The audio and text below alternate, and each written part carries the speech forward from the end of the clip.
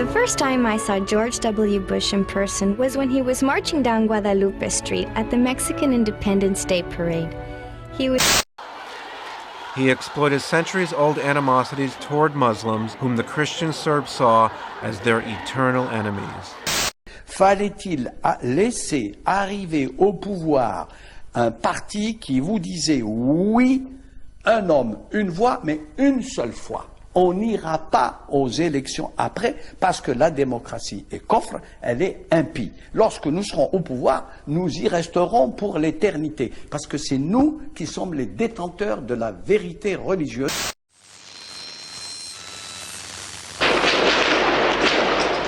It was too late. There was fighting throughout the night.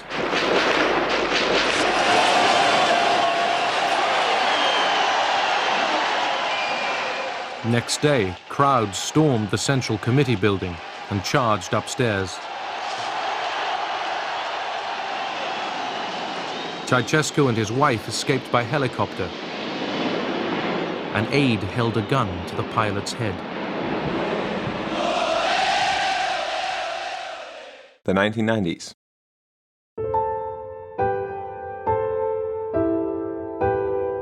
It saw great progress, it saw great regress.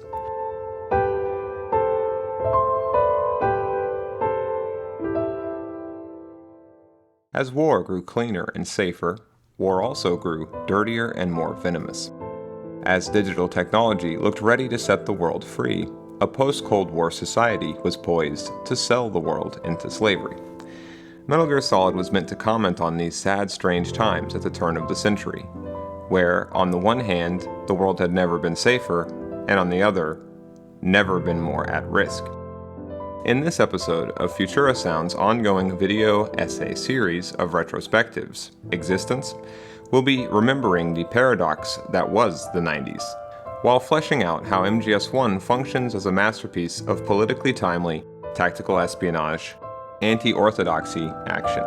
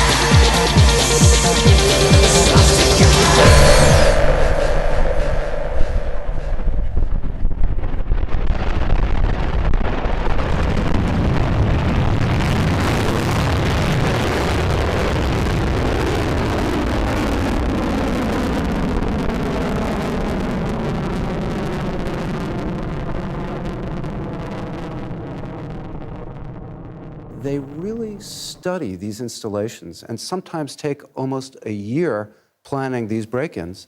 And we're very fortunate that they were pacifists and not terrorists, because the facility that they broke into has almost 1 million pounds of weapons-grade uranium.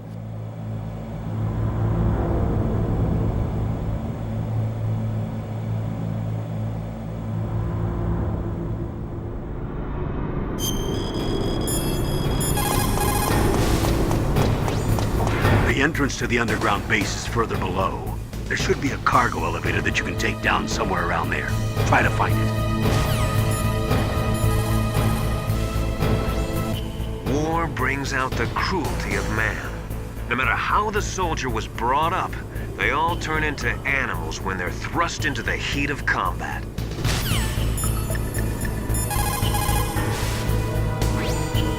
There's a cargo elevator in the northeast part of the bottom floor. You can take that to Metal Gear's underground base. Blast furnace. What do they use that for? There's no airport on the base, so it's hard to bring in supplies. They must have built a blast furnace so they could make building materials and such. That makes sense. Whew. I'm starting to sweat. It's getting kind of warm. 1984 protagonist Winston Smith said, "History has stopped." After the Cold War, an American thinker named Francis Fukuyama marked the occasion by writing a book called The End of History and the Last Man. It's an imposing title. The book is about the question of whether there exists such a thing as what I would call history with a capital H. Fukuyama, drawing from 19th century philosophers like Hegel, Hegev, and Kant, argued that with the collapse of global communism and the rise of high-tech democratic capitalism, the mission of all historical progress had officially been accomplished. There were no more wars to be won. Now we knew, for Fukuyama, objectively the correct form civilization would take if given enough time to evolve. Darwinian selection, in other words, had chosen the survival of the fittest on a societal scale. All that was left would be variations on this central and perpetual theme. History, Fukuyama claimed, was over. We now lived, whether we admitted it or not for him, in what Fukuyama dubbed the post-historical world. Here's how he saw that world's future, our present, in the 21st century. Quote, "Rather than 1,000 shoots blossoming into as many different flowering plants, mankind will come to seem like a long wagon train strung out along a road. Some wagons will be pulling into town sharply and crisply. Several wagons, attacked by Indians, will have been along the way set aflame and abandoned. Others will have found alternative routes to the main road, though they will discover that to get through the final mountain range, they all must use the same pass.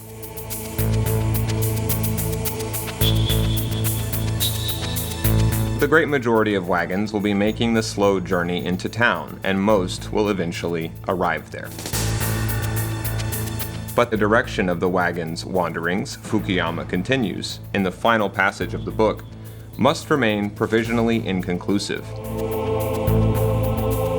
We cannot yet know, provided a majority of the wagons eventually reach the same town, whether the occupants, having looked around a bit at their new surroundings, will not find them inadequate and set their eyes on a new and more distant journey." End quote. We continue now our coverage of the terror that has struck the Twin Towers of the World Trade Center.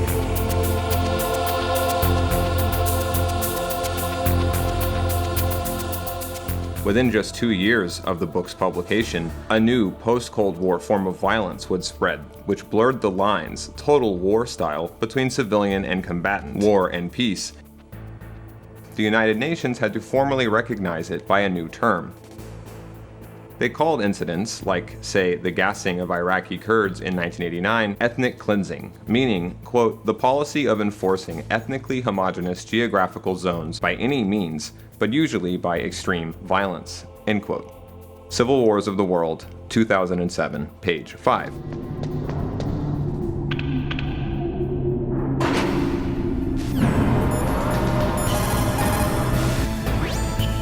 Sometimes, even though you know it's a losing battle, you just have to fight or be damned.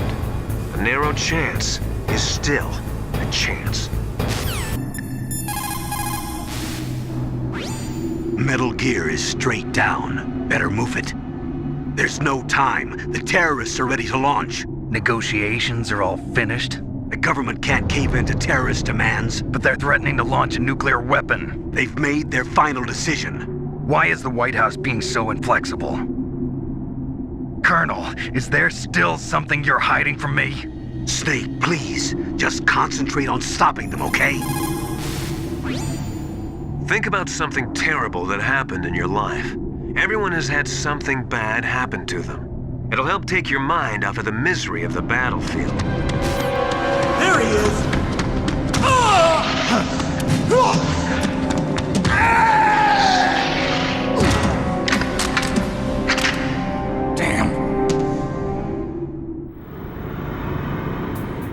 Fukuyama represents what's been called the defining socio-political and economic paradigm of the post-Cold War era, neoliberalism.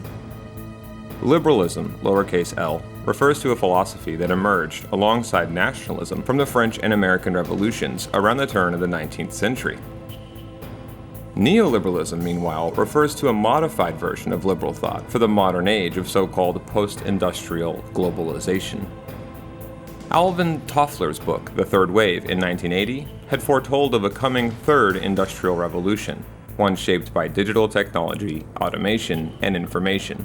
It was from this book that we got the concepts of first, second, and third worlds. That same year, 1980, Ronald Reagan came to office, and word began to pour in of a widening Soviet war in Afghanistan, which had begun the previous Christmas. From that conflict to the one exploding simultaneously nearby between Iraq and Iran, the 80s marked a dramatic rise in regional conflicts, as well as secret weapons, armies, and even secret wars. None of that would have been possible without technological superiority, as well as control over information. The 80s were a de facto competition over which model worked better, Eastern or Western. The Soviet Union's approach to this harkened back to the harsh isolation under Joseph Stalin in the 1950s.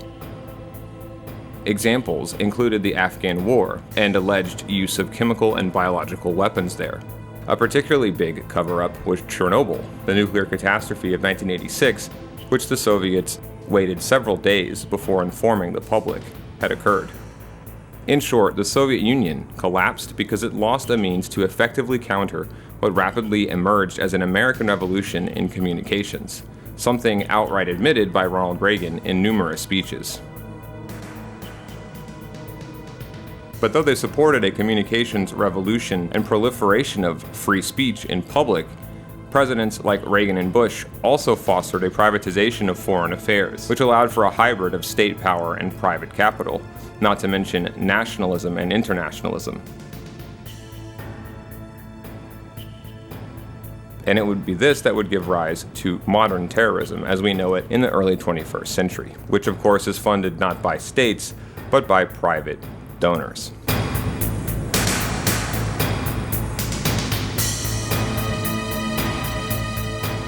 Information was to be proliferated. Technology was to be shared, while hatreds and divisions along each and every fault line were to be intensified. This is what Fukuyama meant by the end of history. Instead of communism's idea that the world was united in a universal class struggle, under this new system of neoliberalism, a real unity was achieved by encouraging everyone to think that they and they alone had the one truth, the master system, the master race. Rather than a global proletarian consciousness, which wouldn't necessarily be much better, neoliberalism painted a much more cynical picture that played off human weaknesses and ignorance to much greater effect. It would not be by uniting but by clashing in the Darwinian jungle of a free market that the world would become one in this system, this new world order.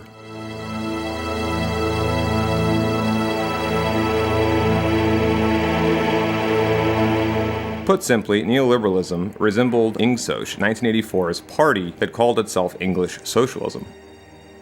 The entire system is driven purely by negative emotion and unremitting suffering, as well as the will to pass that suffering on to someone else in your stead. And though none can perhaps face it, all are after, in these systems, the same goal, to obtain, in the end, a sense of victory, a sense that you are seeing your enemy destroyed. We're talking about a supply which creates its own atmosphere of demand, not unlike addictive drugs.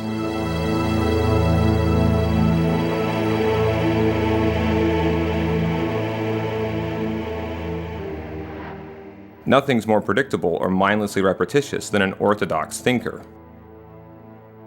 That is ultimately the underlying true product of the post-industrial age.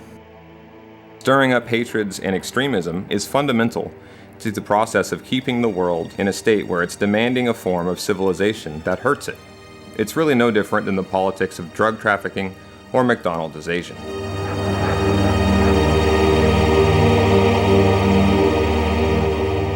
A terrorist obtaining a nuclear weapon will not threaten neoliberalism. How do you think that terrorist went about obtaining it? The only sensible action is widescale disarmament. Before the inevitable attack, not after. Unless we demand it, thereby putting its illusion of democracy at risk, neoliberalism will never do anything for us. Just look at climate change and a host of other issues. 9/11 was a money-making machine long-term. Who knows how much profit could be raked in the aftermath of a nuclear attack. Create the problem or the conditions for its emergence and then sell the solution. There's neoliberalism's free market at work. I'm not advocating a departure from capitalism, merely a departure from the concept of a free market, or the idea that a free market is free or liberal in any real sense. This, in effect, is a propagandistic definition that has survived over the years only thanks to an imbalance in political and military might. There is no longer a Cold War system today in place to keep in check threats with more threats.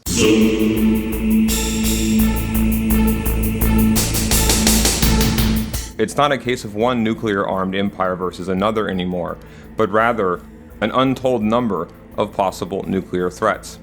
In the present era, escalation is a fool's errand.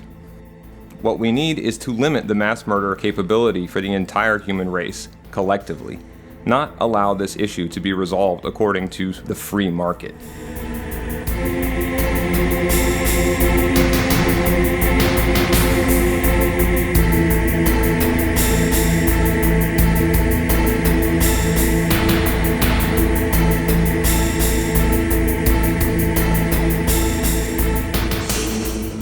If the governmental system no longer counts sovereignty or national security as genuine priorities, so long as they conflict with the free market, we can no longer trust in the post-Cold War era armies or treaties or technologies alone to protect us.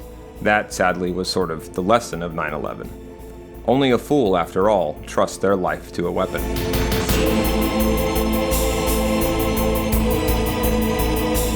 We can't hide behind nuclear spears and shields any longer. Just as American states differ yet share an underlying culture, what looks like it's a diverse and wide array of peoples and identities and points of view under globalization and neoliberalism, could be, in fact, one culture wearing a legion of various forms. An extremist will never be able to face this grim reality. Thus, it's only a matter of time before the system creates its own opponents, before someone tries to prove that their power fantasy is real with the exclamation mark of a nuclear bomb. Whether left, right, east or west, religious or atheist, all human beings are set to lose from this, yet we remain silent and still. If the prisoner's dilemma is anything to go off, this may be on the off chance that we, whoever we means to you, get to that nuke first. And that thought alone should scare us all more than anything. شما به چرخ میخواد ما رو محدود کنید. اگه چیز خوبی است، خب ما هم داشته. چرا شما فقط داشته باشید؟ اگه بده، شما چرا دارید؟ Genocide and mass murder are not gone. They did not go extinct, nor did the dictator or totalitarian disappear. Another, even bigger Holocaust is still possible, unless we disarm the planet today in our own lifetimes, with and for our own existence, as well as that of the next generation.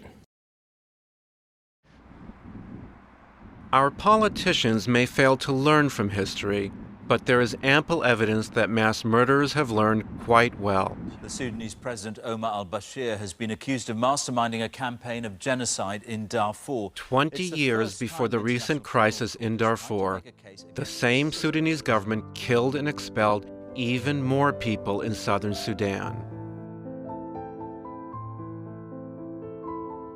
After killing 2 million then, the Sudanese leader Omar al-Bashir learned that the international community would let him do it again.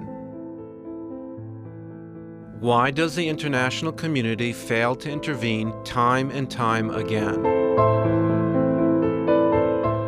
Quote, civil wars since 1945 have lasted significantly longer when they have involved land or natural resource conflicts.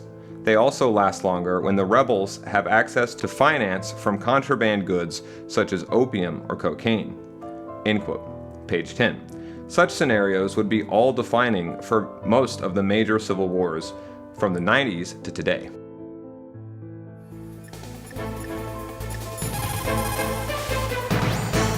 Naturally, in an enclosed room, your motion is limited. But that doesn't mean that you should stand still and become a human target. You can win if you watch how your enemy moves and then cleverly counter it.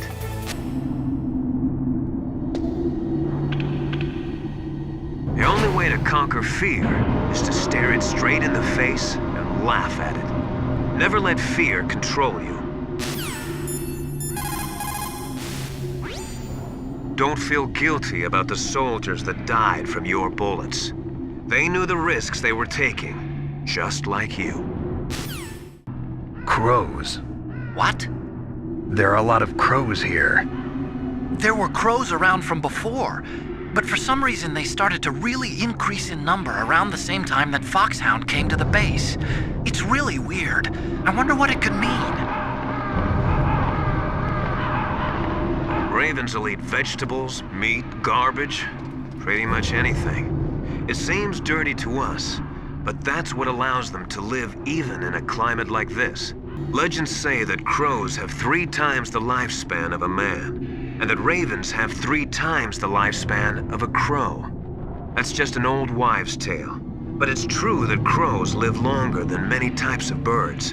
Northern ravens can live pretty close to 70 years. Snake, we're not paying you to be a scarecrow, you know. Oh, things. Ravens are God's creatures too, Snake.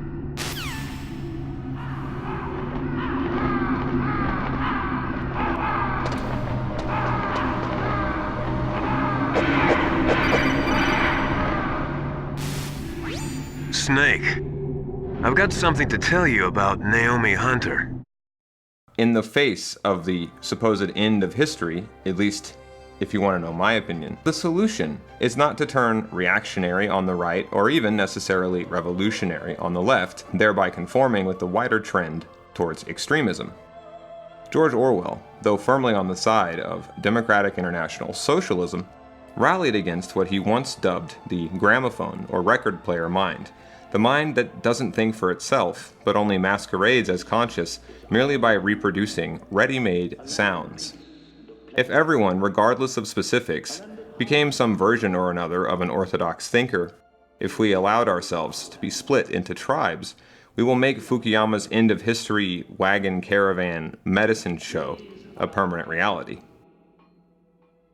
Any and all forms of rigid extremism now serve the powers that be, in the ultimate case of co-opting. If the end of history is the New World Order's Bible, or was for about a year and a half in the 1990s, extremist orthodox Machiavellianism today is its one-world system of multi-monotheism. Machiavelli was the thinker who argued in Renaissance times the doctrine the end justifies the means, and that it is better to be feared than loved.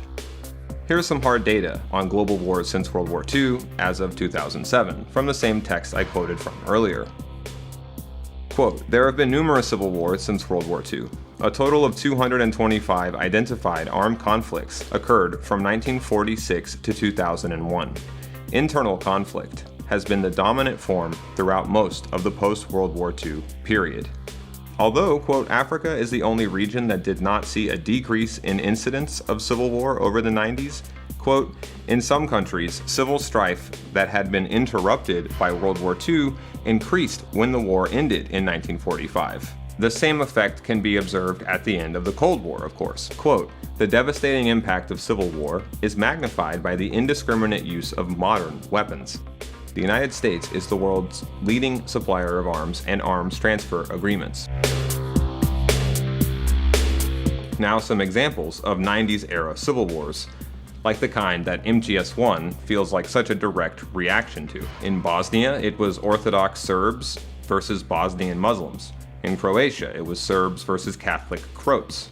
And at the same time, from the Balkans to Egypt, Sudan, Somalia, India, and Pakistan, a new breed of privately funded extremist terrorism, masquerading as a form of devout Islam, was coming of age. At the same time, the radically sympathetic ISI of Pakistan, under the US's tacit go-ahead, was obtaining, via China and North Korea, technology for making nuclear weapons.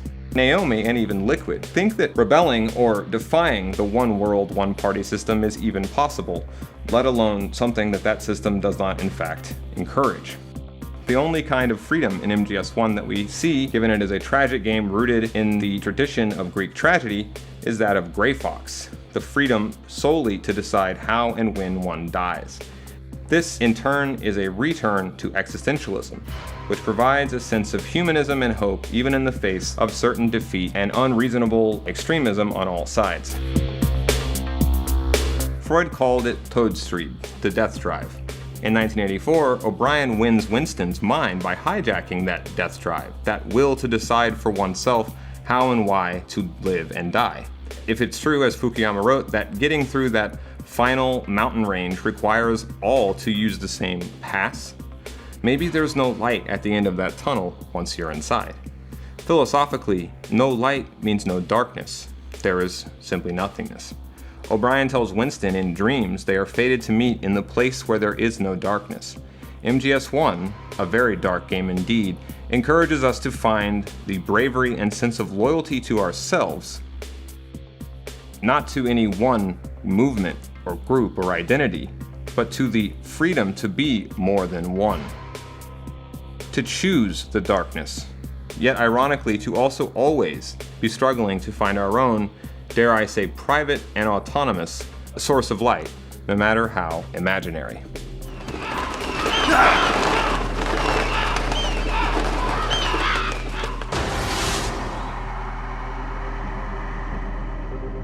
Welcome, Cossack. This is the end of the road for you. Right, my friends? Listen, they agree. Ravens aren't scavengers like most people think. They're simply returning to the natural world, that which is no longer needed. Sometimes they even attack wounded foxes. You were the one in the M1 tank? Must have been a tight fit for a big boy like you. But that was no true battle. The Ravens and I were testing to see what kind of man you were. The judgment is decided. The Ravens say you are a true warrior. Am I hallucinating?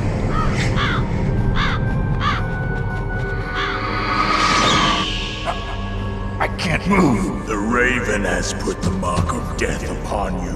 Blood from the east flows within your veins. Your ancestors too were raised on the barren plains of Mongolia. Inuit and Japanese are cousins to each other. We share many ancestors, you and I. I don't have any crows in my family tree. You jest, but indeed ravens and snakes are not the best of friends. Nevertheless, you will make a worthy adversary. You live in Alaska too. You know of the World Eskimo Indian Olympics? Yeah, I know it. Must be a real threat in the muck-duck eating contest. Yes, you are right. But there is another event that I excel at. It is called the ear pull. It is an event where two opponents pull each other's ears while enduring the harsh cold.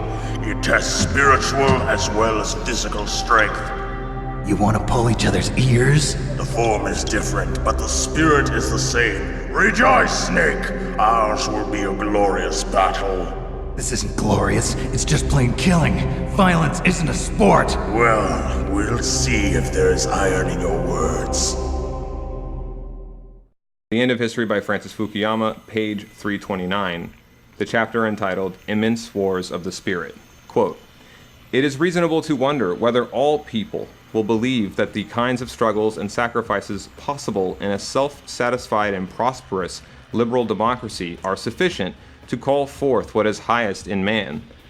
For are there not reservoirs of idealism that cannot be exhausted, indeed that are not even touched, if one becomes a mountain climber like Reinhold Messnier, president like George Bush, or developer like Donald Trump?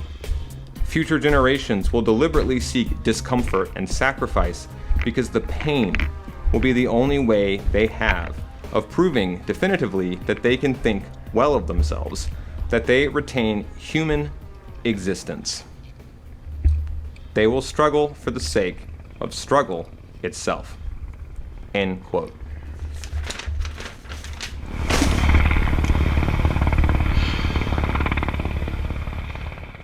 You had something to hide. Should have hidden it, shouldn't you? Now you're not satisfied with what you're being put through. Something different now. It used to be so civilized. You will always wonder how it could have been if you'd only lied. It's just time to pay the price, not listening to advice and deciding in your youth. It's too late to change events. It's time to face the consequence. You'll see your problems multiply. You continually decide to faithfully pursue in the policy of truth.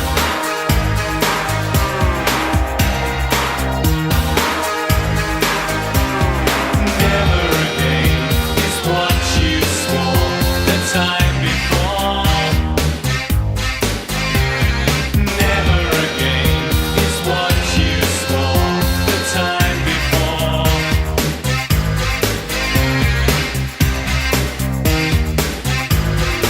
is what you swore the time before. Never again is what you swore the time before. Never again is what you swore the time before. Never again is what you swore the time